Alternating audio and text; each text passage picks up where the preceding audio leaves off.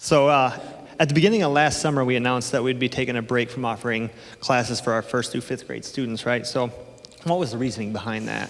Yeah, so we've, since we started the church, we've had nursery, then we actually had all the kids all together from like the pre-K range up to 5th grade, and then we split those from the pre-K to kindergarten, and then the 1st through 5th grade. And the 1st through 5th grade we haven't had, and basically, honestly, the reason we haven't had it is we just haven't had enough volunteers. So it put a lot of pressure on a few people, and it took a step back and said, all right, like this isn't fair. These are, like, for us as parents, these are our kids, and there's just not enough hands to help out, so we put a pause on it for the time being. So, Cool, that makes sense.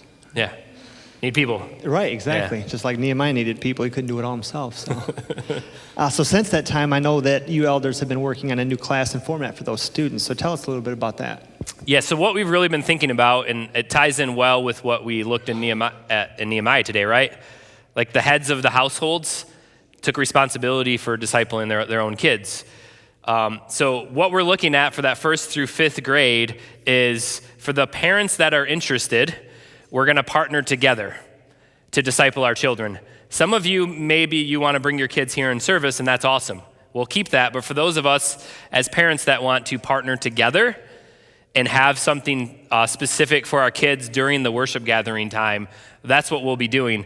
And it'll be filled with clear gospel preaching from one of the guys from our academy each week. So it's a means by which we can train guys up.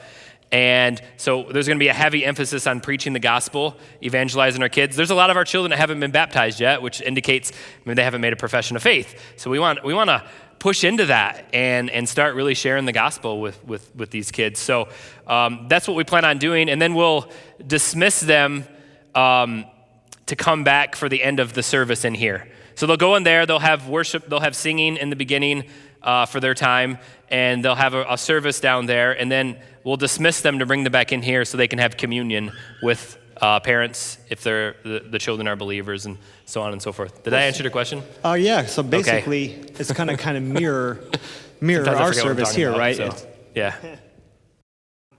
Yeah, so it's gonna mirror our service, and the goal is to prepare the kids to be part of the body. It's not to segregate kids for the rest of their life and they have their thing. It's to prepare them to be part of the body life. So that's the specific intention. That's awesome. Yeah. So obviously there's going to be a lot of steps that will need to be taken to make this happen, right? So, or to even make it a success at that. Yeah. So what's the first steps that we can take towards that? So the biggest thing right now we're praying for, and this is something we haven't done in the past with it, which we're going to do now, is just really praying for someone that God has called to really like take immense ownership for it and to direct it. Like someone that's like, this is what I'm meant to do. And someone that can like come to our staff meetings, someone that can really be involved with that part of it and take ownership of it. So that's the first big step, and we'll talk more about this next time. And then also would be finding five parents. I know so there's some single parents that come here, parents or couples as well, to be part of that. So those are the steps. But today, just really interested in praying about someone that may feel called to be the director, the kids director down there. And we have some like kind of job descriptions available back where Nick is, so you can read through if that's something you feel like God may be calling you to.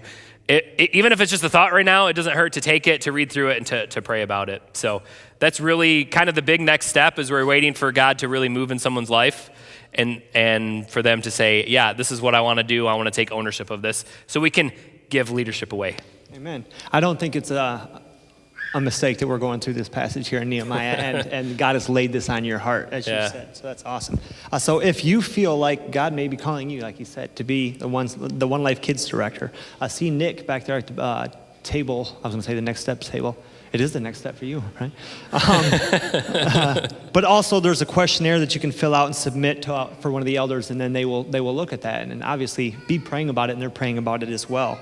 Yeah, and if I could just invite the entire church body to just really bathe this in prayer. If this is something God wants, if he wants, he's going to make it happen. If he doesn't open doors, then we're just going to be like, okay, we're fine the way things are going.